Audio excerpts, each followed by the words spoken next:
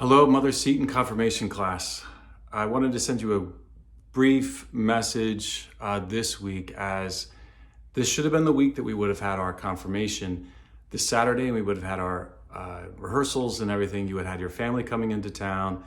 You may have been preparing for some parties, but like everything that's been happening in these past over 50 days with the lockdown, everything's changed. But I want to let you know I'm thinking about you. Here I am in my rectory. We have a chapel, and I thought I would just stand here for a minute and let you know, one, I'm praying for you every day. I pray for you and your families, and I pray for your happiness, and that this is a time where instead of a lot of being so aware of what's missing, we find new things, discoveries of beautiful ways in which God is reaching us and talking to us and preparing us for something. So what could he be preparing us for during something like this, when I don't go to school, I'm not doing my sports, I'm not doing my other activities that I do, like involved in my clubs or doing my music or hanging out with my friends or going out to eat or hanging out, I don't know, doing whatever you can. What is he preparing me for in all this? Let me give you a couple of examples, even from the Bible. I don't want to bore you with this, but actually it's quite interesting. The first is that the Israelites, the Jewish people, they were enslaved in Egypt, and it was a terrible situation until God sees that and says, I will free you through Moses. And so they get freed from being slaves in Egypt. But what do next? They spend 40 years in the desert before they get to the Holy Land, before they get to Israel. 40 years walking around, wandering, full of plagues and hunger and problems, and they complain to God, why did you do this to us? But God gave them during that time the 10 Commandments. He revealed himself to them. They saw him in the pillar of the cloud and the fire. He was in the tabernacle and the 10 Commandments. They saw signs and wonders like nobody has seen before. And he's saying, but you are my people. That's what's so important. Know that I'm preparing you for something even greater. So it took 40 years for them, but they eventually enter into this new land, and they form a people that is really where we all come from. Secondly, we're in the Easter season right now. When this started, it was Lent, and it was kind of appropriate because Lent is a time of fasting, of penance, of preparing ourselves, of waiting for God to do something. What did he do? Well, Jesus shows us during Holy Week, the depth of his love by dying for us. He takes on all of these things that make our life so restricted and small. The worst of this is death. And we see that out of his love that he carries his cross, he's nailed to the cross, and he dies, but only to reveal the resurrection.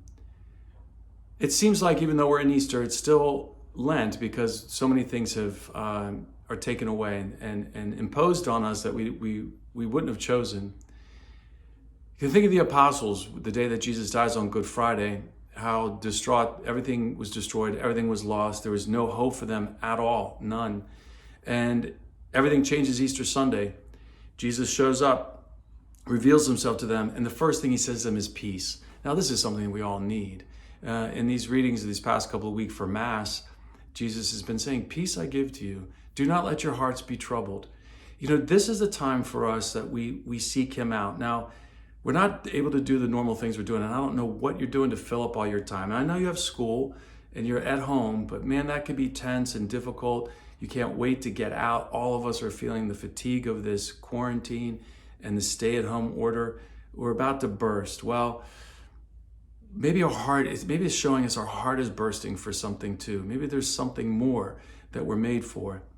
What Jesus is offering to us is that we can turn to him more and more, and so that we can understand that he's inviting us to a deeper friendship. Jesus shows up on Easter Sunday and everything changes for them. They're overjoyed.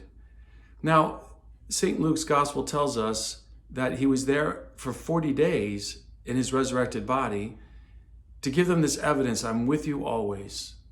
And he shows us his tenderness and love. And he's with them for 40 days, but then on that Thursday, which is next Thursday, Ascension Thursday, he goes back up to heaven. He doesn't stay here. So even this finally, that they see, well, you've died, you've risen, you're with us. He tells them, I'm going to go back to my Father, but do not worry. I will send you another. Stay here in Jerusalem. Stay and wait and pray. And so we believe for 9 days they prayed and they stayed together. And on Pentecost Sunday, the Holy Spirit comes upon them. And this is what confirmation is, in some sense, right? These men all knew who Jesus was. They'd spent their past couple of years with him. They were seeing him in his resurrection. He was somebody they knew from the outside. But that wasn't enough. So Jesus, God gives us something that it seems like he takes it away, but only to give us something even better and greater. This period of time is something for us. What is he preparing us for? It's not just the lack that we're supposed to be experiencing, but in this lack, the awareness that he's about to give us something even better. And what is he giving us in the gift of the Holy Spirit? He's given us the very personality of Jesus within us. You love people you can Zoom, FaceTime, talk to them. There's nothing like being with your friends. You can't wait to be with them. Get out of the house, get away from your family, go see your friends, go see your relatives. We have such a longing for that. I am longing to get together with people again. Jesus longs to be with you and me, not just on the outside, not just a picture on the wall, not just somebody you read about it in a book, but he wants to be with you and in you. You were baptized, you received your Holy Communion. Hopefully you're coming to church on a regular basis. You are coming to class. These are ways in which we learn about Jesus, but he wants to awaken within you the awareness that you and him are one. He is your best friend. He's so close to you. When the Holy Spirit comes upon the apostles, everything changes for them. They're still themselves, but Christ is dwelling in them. Confirmation is the fulfillment and the completion of your sacraments of initiation into the church. It's a step for you. It's saying, yes, I am part of this community. I'm a part of this new way of life.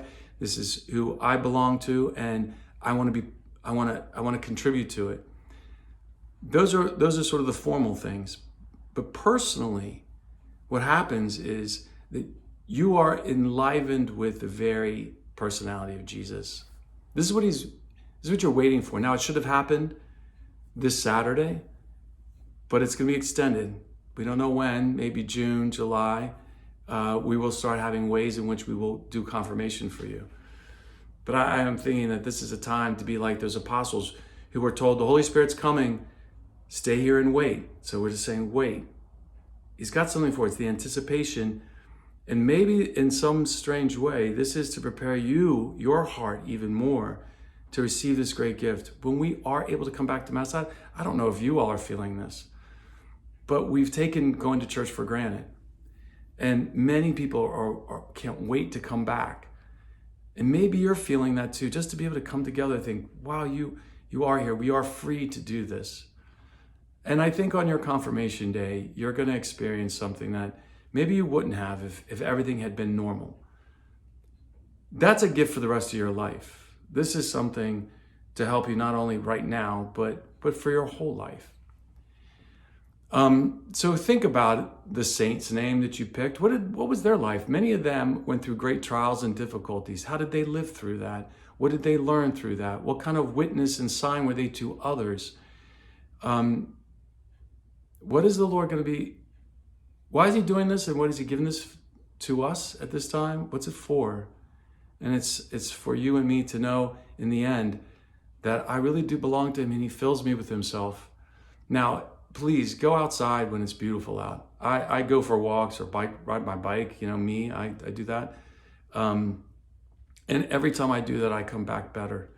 I come back because I see the beauty of nature, something real objective gets me outside of my head. Find ways to enjoy your family. The people in your home, they may be driving you crazy, but try to find ways in which you love them even more in all their imperfections. You love the time you spend with them. Play games, do a jigsaw puzzle, sing songs, prepare meals, cook, do things together, walk with a family outside through the park or someplace.